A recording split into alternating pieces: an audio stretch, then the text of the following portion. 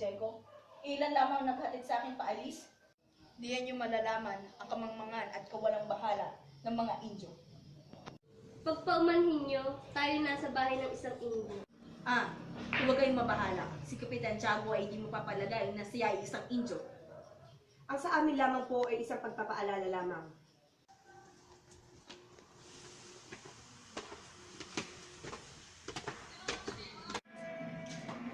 Kinararahan ko po ipakilala sa inyo si Don Crisostomo Ibarra.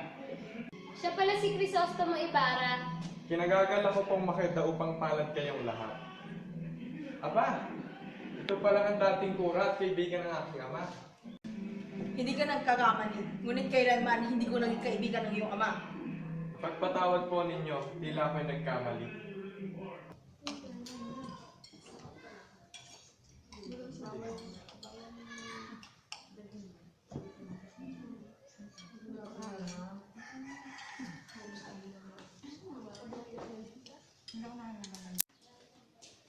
Aalis na ako. Pero dati mo pa si Maria Clara. Paparito ako bukas bago ako umalis.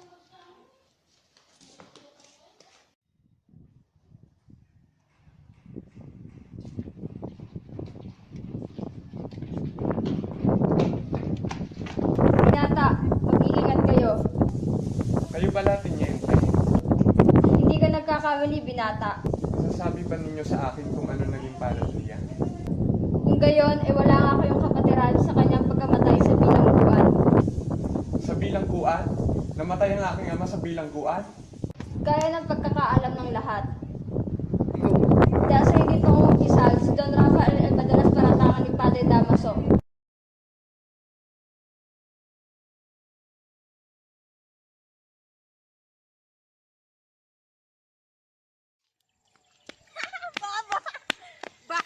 Baby, bobo!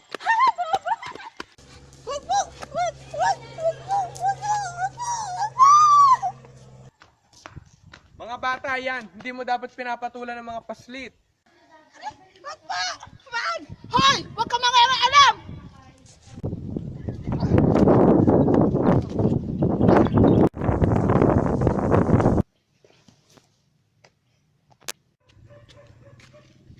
Anong ginawa mo sa kanya? Hinuhuli ka namin sa sana pagpatay.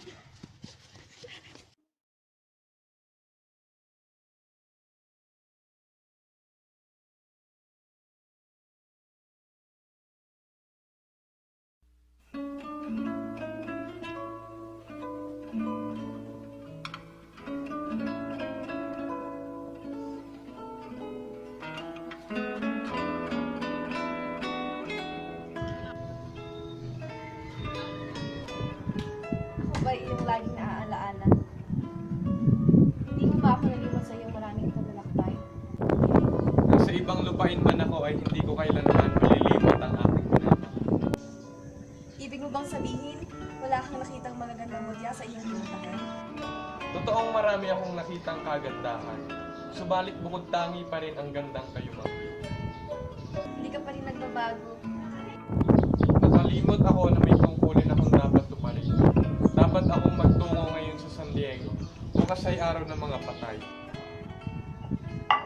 Nauunawaan kita.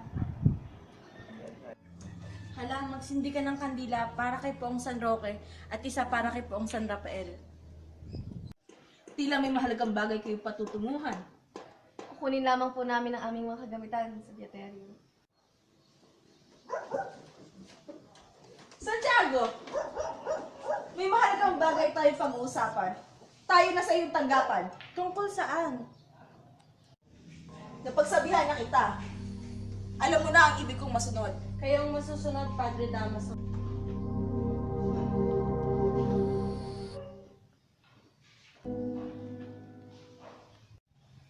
Ang ibig mo sabihin ay hinukay mo ang bangkay, gayong 20 araw pa lamang itong naireview? Tao pala, Re. Pinasan ko pa kamo. At bakit mo naman hinukay ang bangkay?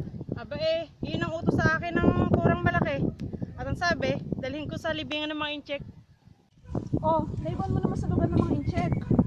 Dahil sa kabigatan at kalayuan din naman tumigil ka na nga nakatatanong diyan, baka hindi natin matapos rin.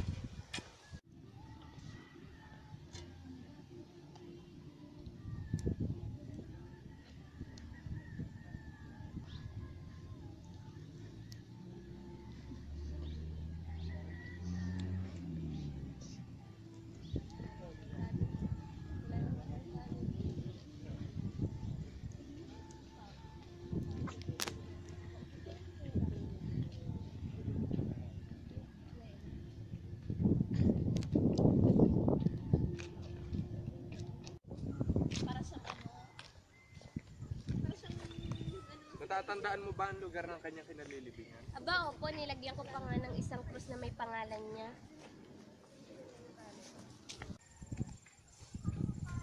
Akala ko ba'y dito? Abay, bungkal ng lupang to ah. Dito nga din po ang pagkakatanda ko. Pero bakit? Lubhang naging makakalimutin kayo. Mabuti pa itanong mo sa tagapaglibing na iyon. Masasabi ba ninyo sa akin kung nasaan ang libing na may tandang krus na malaki? Yung po bang may dibuhong inukit at natatalian ng yantok? Oo, yun na nga. Aba sinunog ko na po iyon. Sinunog? Eh bakit niyo sinunog? Yun ang utos sa akin ng kurang malaki. At ang bangkay wala na riyan. Kung wala dito ang patay, saan mo dinala? Matagal na po pinahukay ng kurang malaki upang ilipat sa libingan ng mga inchik. At ginawa mo naman iyon? Hindi ko po nagawa iyon dahil umulan noon at mabigat ang kabaon kaya tinapo ko na lang sa ilog.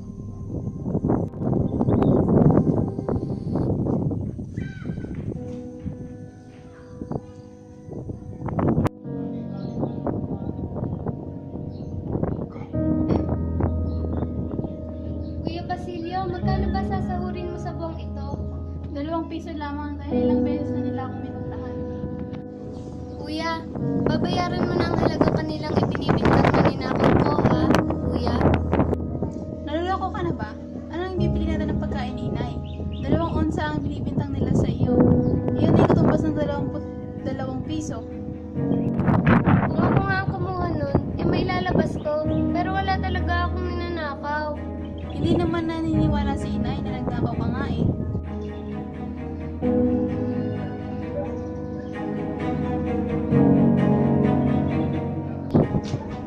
Ikaw, Basilio, ay minumultahan ko. Dahil sa hindi tama ang iyong pagtugtog at ikaw, Crispin, maiiwan ka rito hanggat hindi mo nililitawan ang iyong mga anak.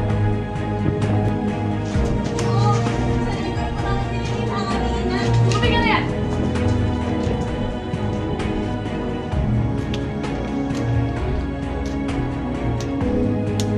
Dapat lang yan sa'yo. Magnanakaw!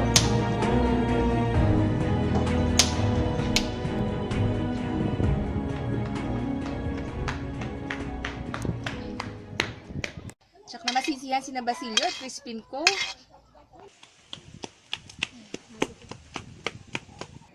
Nay! Nay! Masama ang pinto! Eto na sila. Bakit ka umahangos, anak? Nasaan ang kapatid mo? Nasaan si Crispin? Huwag po kayong matakot, nanay. Naiwan po siya sa kumbento. Diyos ko, di yata't pinaparatangan nilang nagnakaw si Crispin ko. Hayaan mo't bukas ay makikiusap ako sa kura.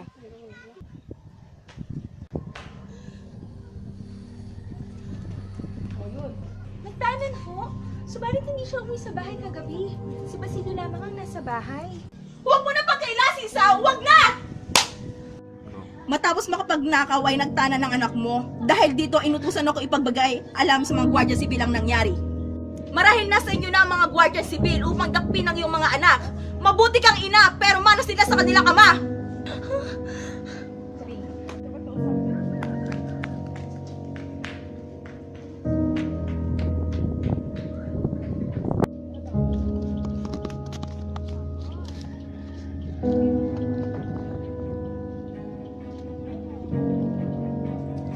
Ikaw pala si Sisa.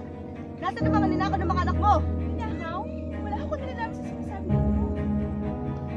Huwag mo na ikaila! Naparito kami upang hulihin ng mga anak mo. Saan mo sila itinago? Ginoo, matagal ko na hindi nakikita si Crispin. Bueno, isauli mo na lang ang mga ninakaw nila at pababayaan ka na naming makalaya. Ginoo, nasama kami mag-isa nila. Hindi ko gagawin ng mga anak ko. Hala! Sumama ka sa amin! Hindi ka makakalaya hanggang di mo binabalik ang mga ninakaw ng mga anak mo! Tara! Sumama ka! Tumayo ka!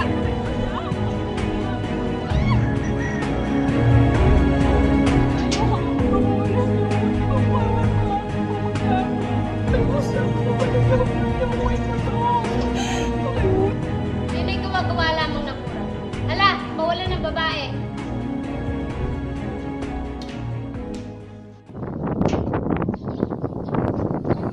Sige, makakalayas ka na at hanapin mo ang iyong mga anak. Basilio! Crispin! Basilio!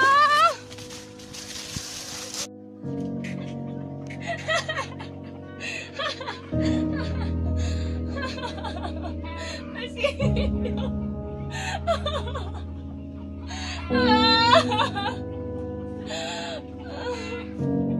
Kapinasok kami ni Basilio na may dugo. Basilio!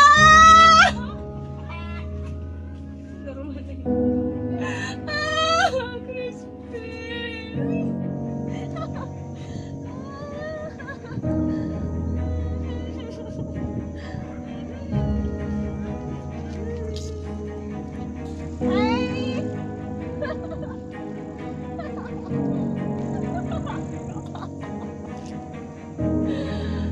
Nainayan ako, ate.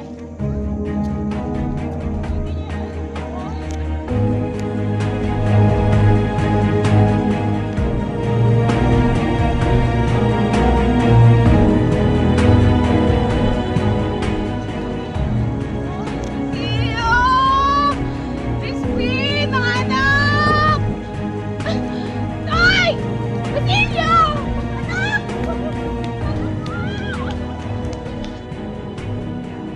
Gayon ay ayos ang lahat natin para bukas. Sa ilog natin ipagdiriwang ang pista. Nasisigurado kong masisiyahan ng lahat.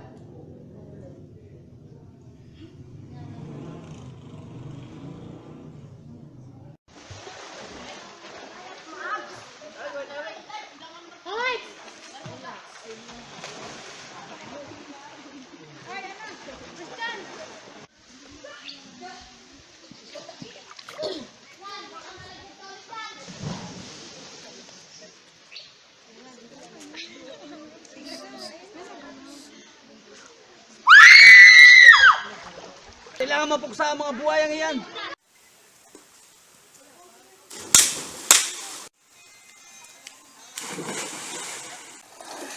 Buhay sila! Buhay sila! Buhay! Tao ka! Hindi ka limitaw sa langit. Bumuka ka. Walang kikilos. Babalayin niya kami sa masama. Isang salari, isang pilotong nagangalang Elias. Dinaramdam ko, ngunit hindi ko mapapayagan ng mga ganong kapalaluan.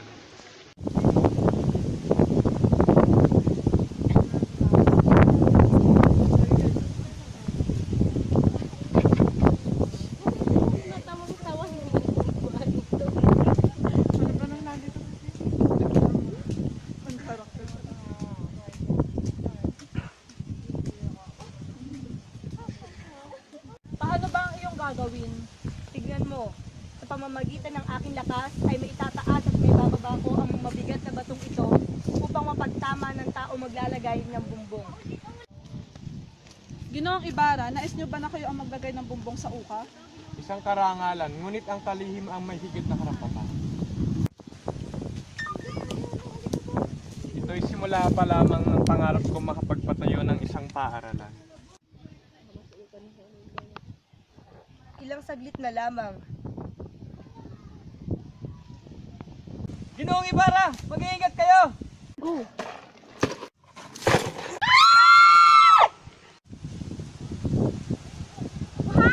Buhay si Ginoong Ibarra! Dali kayo at panguhin ang bangkay ng lalaking ito. Kailangan ipagsakdal ang mga namahala sa mga gawain ito. Para ano pa? Di na maaaring mabuhay ang namatay. Tutal, hindi siya nagtagumpay sa masamang hangarin.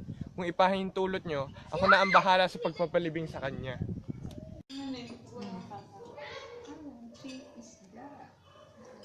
Sobra na ang natigas sa para ng yan.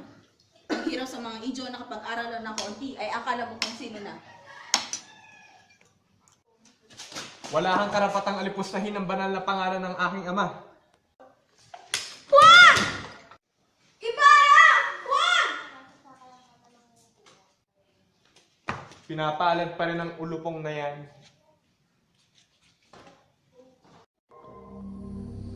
Iha, bakit ka umiiyak?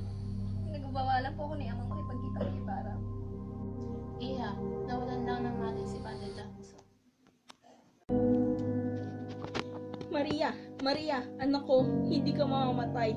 Tatawag ako ng dalubhasang manggagamot.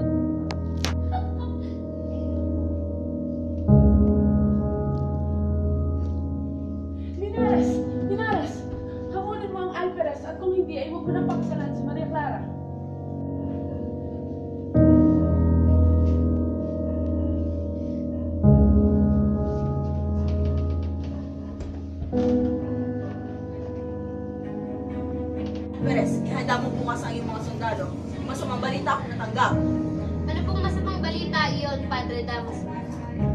May balita akong lulusubin ng mga tulisan ng iyong kwartel sa ganap na ikwalo bukas sa gabi. Ngayon din ay pag-uutos ko pagsipaghanda sila.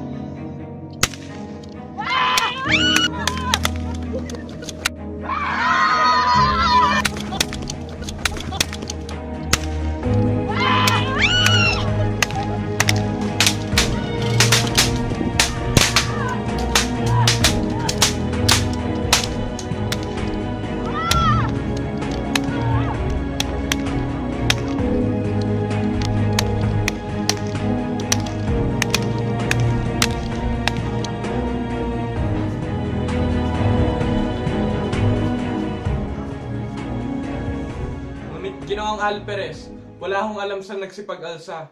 Nakarinig lamang ako ng putukan at... Huwag na kayong magpaliwanag, Ginoong Ibarra. Ako'y gumaganap lamang sa aking tungkulin.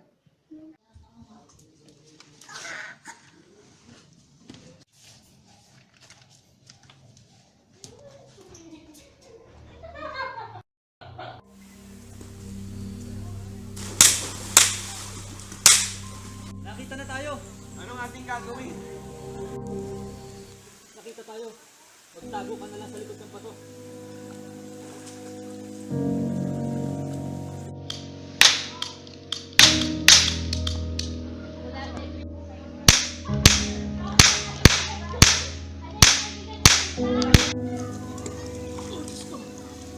Tinamaan ako. Patay na si Ibarra, patay na. Balita natin to kay Alvarez. Ingay! Ingay ko!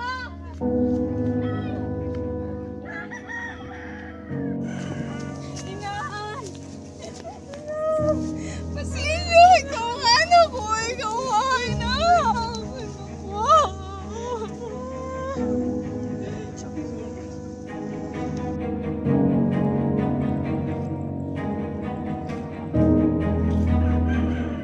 Sino ka? At anong ginagawa mo rito? Ako po si Basilio. Siya nga. Patay na po siya. Basilio, bukay ka sa dako. Nasa laping yung makukuha sa inyo. Mag-aral ka. Nasa inyong mga kabataan ang pag-asa ng bayan. Wala, lumakad ka na. Kunin mo ang mga kahoy. Mamagaya ko. Di ba nakita ang ningning pagpupang liwayway sa aking ng bayan.